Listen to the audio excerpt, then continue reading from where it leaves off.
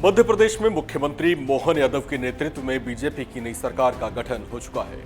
अब यहां पर बहुत जल्द मंत्रिमंडल का विस्तार होने जा रहा है। राज्य को 2 डिप्टी सीएम के तौर पर पहले ही जगदीश देवड़ा और राजेंद्र शुक्ल मिल चुके हैं।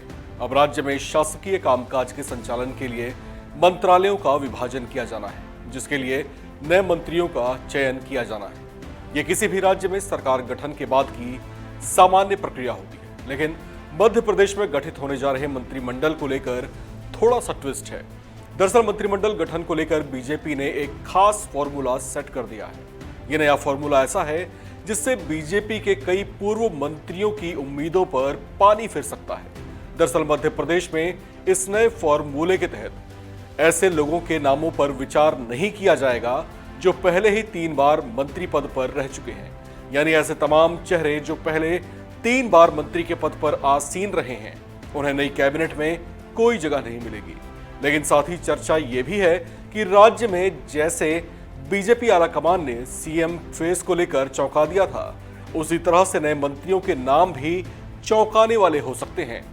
मंत्रिमंडल विस्तार के लिए बीजेपी प्रदेश अध्यक्ष वीडी शर्मा और मुख्यमंत्री मोहन यादव जल्दी ही दिल्ली का दौरा कर सकते हैं। माना जा रहा है कि मंत्रिमंडल विस्तार में भी बीजेपी आला कमान की सहमति के बाद होगा। हालांकि चर्चा यह भी है कि बीजेपी ने इस बार कई सीनियर नेताओं को टिकट दिया है, जिसके बाद यह माना जा रहा है कि उनको मंत्रिमंडल में जगह मिल सकती है। लेकिन इसमें भी 3 बार मंत्री रह चुके नेताओं को वरीयता नहीं मिलेगी। बीजेपी के सूत्रों की माने तो मध्य प्रदेश में कैबिनेट विस्तार में बीजेपी गुजरात का फॉर्मूला अपना सकती है। इस हिसाब से शिवराज कैबिनेट में मंत्री रहे विधायकों के मंत्री बनने की उम्मीद कुछ कम दिखाई दे रही है। हालांकि इसमें एक खास बात यह भी है कि जिन 2 नेताओं को राज्य में डिप्टी सीएम बनाया गया है, ये पूर्व की शिवराज सरकार में मंत्री भी रह चुके हैं। इनमें से राजेंद्र शुक्ल को विधानसभा चुनाव के करीब 2 महीने पहले ही मंत्री बनाया गया था। मध्य प्रदेश कैबिनेट विस्तार में मंत्री पद के लिए कुछ नामों की चर्चा जोरदार है।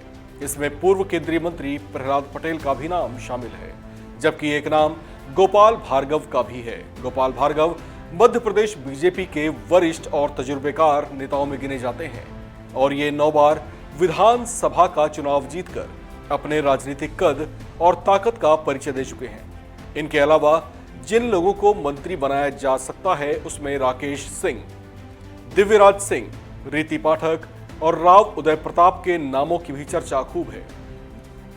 बीजेपी शासित राज्यों में कैबिनेट विस्तार में क्षेत्रीय संतुलन के अलावा जातीय और वर्गों के बैलेंस का भी खूब ध्यान रखा जाता है। ऐसे में मध्य प्रदेश के कैबिनेट विस्तार में भी इसकी झलक देखने को मिल सकती है।